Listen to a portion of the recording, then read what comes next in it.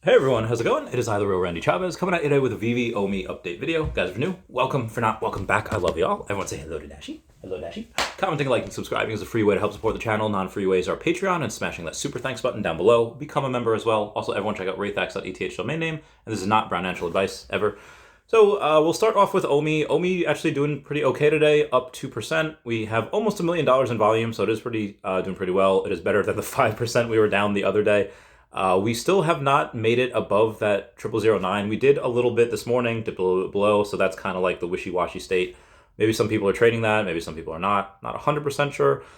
We do have a little help from the markets today, might be why OMI is up. Most of it being led by Tesla. Tesla up over 9% today, that just being because they had their earnings call yesterday showing that they had 3.6 billion going into a new Nevada gigafactory, and then they also just blew it away with their fourth quarter numbers. But OMI did outperform the markets, the S&P 500, the Dow, the Nasdaq, the Russell 2000, crude oil, pretty much everything that you see on the front page of Yahoo Finance. And it did do pretty well against a lot of other things as well. We did outperform Bitcoin. We did outperform a lot of the top 10. There were a couple that we didn't outperform. Ethereum did 2.4%. And then you also had the bigger winners, Cardano up 5%, and then Polygon up almost 12% on the last 24 hours. So Polygon, the big winner on the day. Moving on. Despite having 3 drops in a row last week that all sold out, a bunch of drops this week that have been selling out, we haven't had the $1 million in gem sales in the week.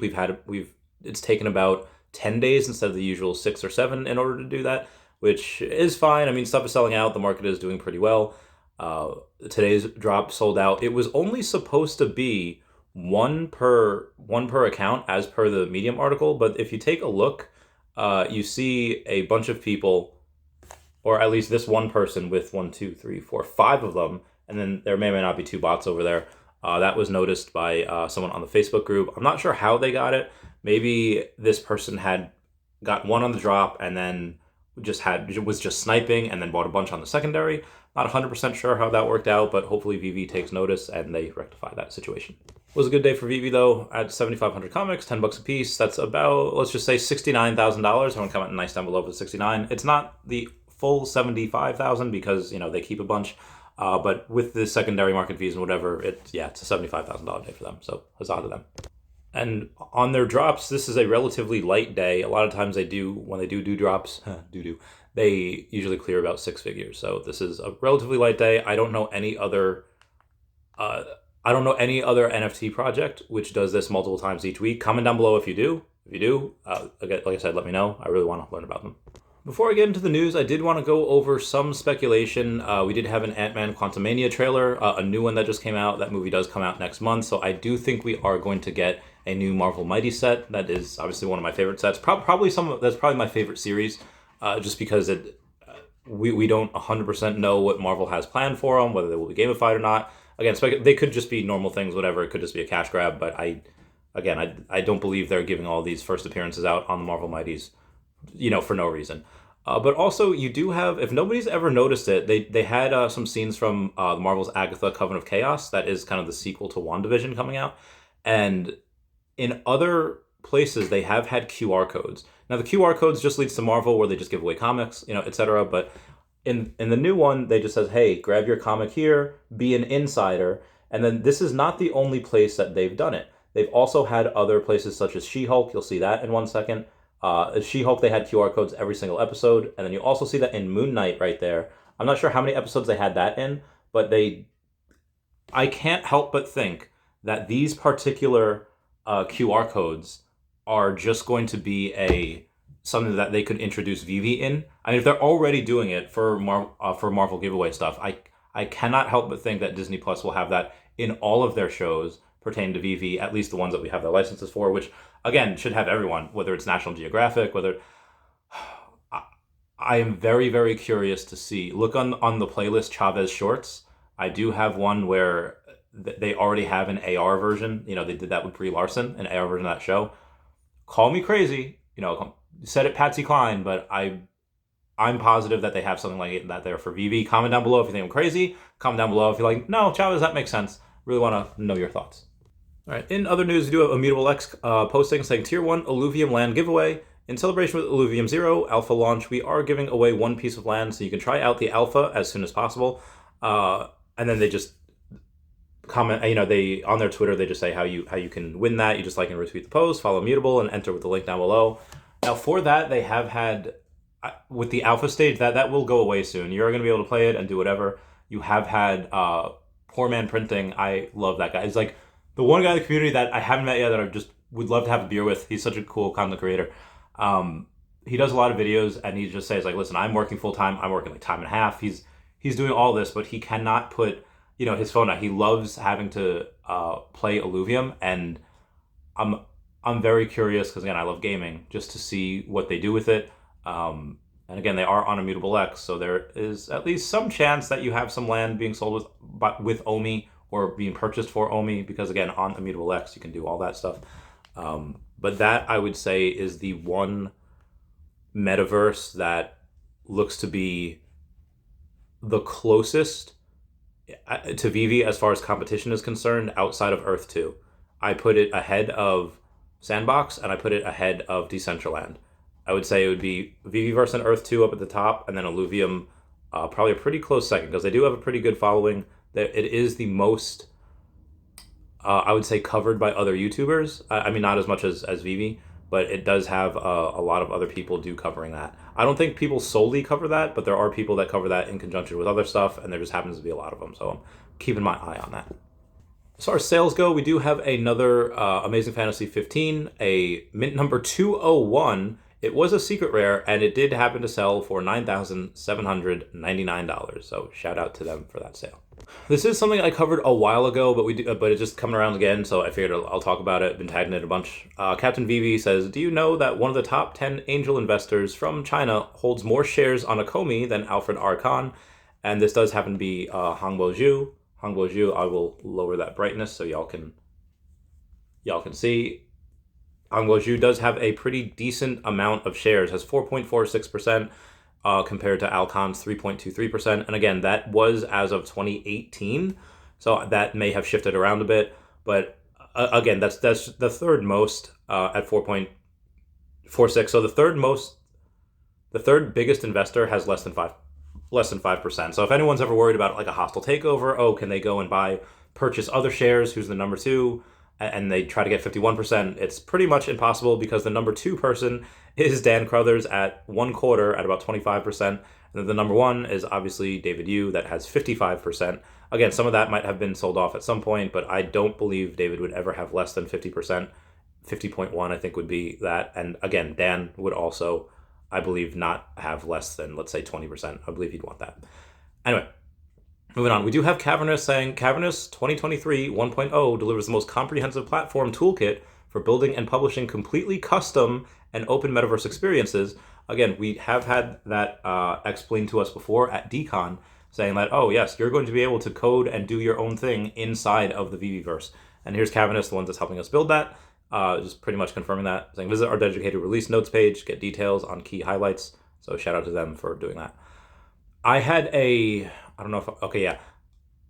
somebody, I won't say who the name is, say, got some obligations, they wanted to sell a Mickey and Minnie lenticular cards. They were matching number 69s. Everyone comment nice down below with the 69s.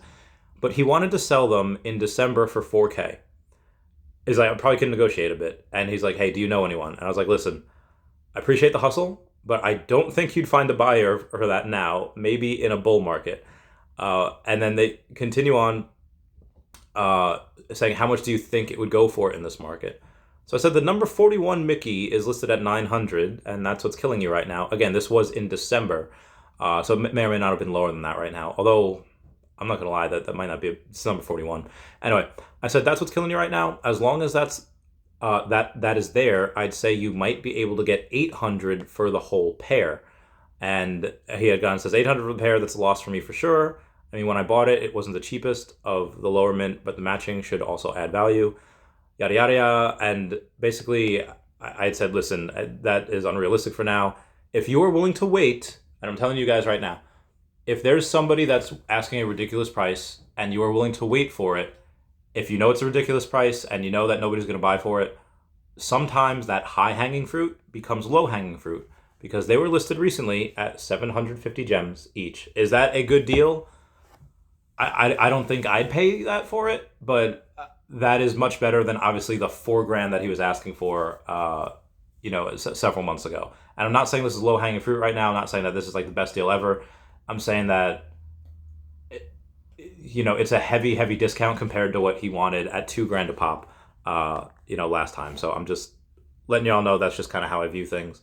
I don't want to overpay for things. If something is worth something and then they add a little bit more, okay, cool. But if you want me to pay like 40x the floor price, I'm probably not going to do it. Just letting y'all know how I think. So I do have a comment from Sean Gill 8585 talking about Veve, saying their support team has definitely improved. I got a ticket response in only 2 hours. That was impressive. There were a lot of times where ticket responses in the past would take weeks, sometimes months to get back to. But I know it depends on the issue as well. But being able to get that for 2 hours, under 2 hours is pretty nice. Also, we do have an Amazing Spider-Man number 252. Those are the ones that only 1,000 comics were released. Sold for 1,400 gems. And it was a common, and now we had a lot of people undercut to 1,100 and then 925, and then somebody bought it for 925. I don't know this for sure, but I do know that Dr. Prophet had said, "Hey guys, I'm going to take one collectible, buy 50% of it, and then burn half." I don't know how many of those he could have done that with. I think that this might be one of those things. I think it could be anything with low mints. But he did make that declaration in early 2022, so it's been about a year. So I would say it's something like this, or it is a collectible with super low mints. It could have been, the one of 7 Aston Martins. It could have been whatever. But these, I think, are pretty good. I do think these are fairly undervalued. Again, that is just my opinion. Brock McWatchain goes out and says, "Don't tell anyone, but I added even more animations to the megas. Swordfish, Puffer, and Anglerfish, and Shark incoming." The Anglerfish is probably my favorite. I thought it was pretty legit. So we do have we have a little tweet thread saying, "Some of the most experienced people in Web3 have been scammed in the last few weeks. I honestly don't know if Veve fam truly understands what self-custody means." Brock McWatchain says, "It'll be interesting when it happens, how the script gets flipped to blame Veve or people begging Veve to do something." And basically, if you don't know what that, people that do self-custody, let's say if you have your NFTs, let's say in a trust wallet, be advised, I have my OMI in trust wallets because they are not connected to a MetaMask, they're not connected to PancakeSwap or Uniswap, whatever. You can store your NFTs there and be like, oh, trust wallet's safe. Randy Chavez says that all the time. Well, my OMI's safe because it's not connected to anything. They're not even online, like all the time, like at all. Why trust wallet can be hacked, or how it can be hacked, is you could go and connect your trust wallet to PancakeSwap or Uniswap if you want to stake a random token out there, and then you can get phished. You can get a phishing link that says, "Oh, hey, here's a free NFT," and this can happen with MetaMask on OpenSea as well. Someone sends you a free NFT. As long as you know where that NFT is coming from, it's someone that you know and trust. They're in the community. Hey, I'm sending you these. Yeah, I've had that before. Cool. But there are some NFTs like, I don't know who this is from. I don't know what this is. And yeah, sometimes it's people that just want to get their stuff out there. Oh, hey, this looks cool. Let me go see what else this person has and what I can buy. But there's a decent amount of times where I won't touch it if it's a free NFT from a address I don't know, because it could say you're getting a free NFT. You could sign it, but what it actually says inside the code is drain wallet, and your wallet just gets drained to another account. And that could happen with Trust Wallet. You could have your NFTs there. It could be connected to MetaMask, PancakeSwap, Uniswap, whatever, and you can go click that, and it'll drain the Trust Wallet. And there's nothing Veve can do at that point because that is outside of Veve's ecosystem. Yes, the Web3 culture is all about self-custody. They're all about, non-regulation, the wild, wild west. And that's what everyone loves about it. How many people paid taxes on crypto in 2014 and 2018? Nobody paid taxes on that ish. But, when, and the ride was great, and, it's over. You have to pay taxes on this stuff now. And are there people that say trying to really outlast the government or whatever? Sure, there are. But when you have something like this, when normal people that don't know the ins and outs of this, they just want to feel safe. You think anyone in like their 60s are gonna... No, they want something safe. They want insurance on it. They'll pay for insurance on it. And this is why I've made that video on why Veve should have NFT insurance, because they'll never have to pay out. They'll make billions on it. But yeah, that's my thing. Moving on. Brock also says, I still want interoperability. I've got plans for inside and outside of Veve. So I thought that was pretty interesting as well.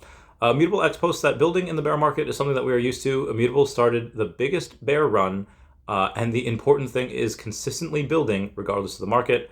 I have to say, I 100% agree with that.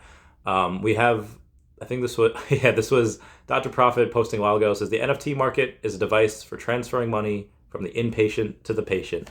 Where did he get that from? But again, Dr. Profit is someone that is extremely patient. Again, he got into crypto in like 2014. This is how, I mean, he also has a business on top of this, but this is how he has a decent amount of his money. Why? Because he didn't sell. Like, who's going to be the winner at the end of the day? It's going to be the people that don't sell. I'm just saying. Broken Blockchain also says 12 megas are already in the wild. Can't wait to see more. Again, link down below to mint a Feesh, and you have, I think, a 1 in 6 chance of being able to get a mega. And there are 5 megas. So, collect them all. But mint as many as you can. Not financial advice. It's just fun. Moving on. So we do have Dr. Profit. Moving on. Oh, I did see this yesterday. Shout out to Knickknack Daddywhack for in their Veve profile saying shout out to the real Randy Chavez. I just thought that was pretty cool that they did that. We do have Sergio over on Twitter saying the world's most expensive Marvel comic book is also the world's most expensive digital comic. Amazing Fantasy 15, featuring the first appearance of Spider-Man, has sold for $9,700 or just over 6 ETH. Good times. Shout out to Comics and Crypto for agreeing to come on the podcast. I think Tuesday of next week, that'll be pretty fun. And I'll be on Fanny Carbonell's stream at some point next week as well. Speaking of other streams, it is Eva from Veveversity. It will be her birthday tomorrow at Friday, so we're doing a little birthday stream for her. Sparky, Some Girl Brittany, Veve Fambam, and Eva will be on the stream tomorrow night. I think that would be pretty fun. Definitely come join. In other news, we have, I won't say the name, but they're saying, of course, they have setbacks. I think the main issue, at least for me, is that Veve at the moment feels like this black box. No communication, just a undefinable void, and that scares people. I know they are working hard over there, but it's also hard to see at the moment, and, fair point. Dr. Profit goes and responds, and tell me which project you know of that has better communication and is also successful. Other projects get left and no one cares, which is basically worse. I know Veve fam that wrote down every spoken word to try and hold it against them, what was said 5 years ago, and fair point. We do have the Drop Ryan saying, interoperability would be nice, but it's not the caveat. Digital collecting will become so powerful on the platform, you'll see large groups of people move money in and not out. They'll choose the safe and seamless experience over the open sea. Veve is the lifeboat for newcomers. I've said this before and I'll say it again. Veve does not need OpenSea. OpenSea needs Veve. We do have a message from Alice Gonzalez. Queen Veve, or Lori Brenner, says, I've noticed that in the web app, the drop timer is not running, at least for her.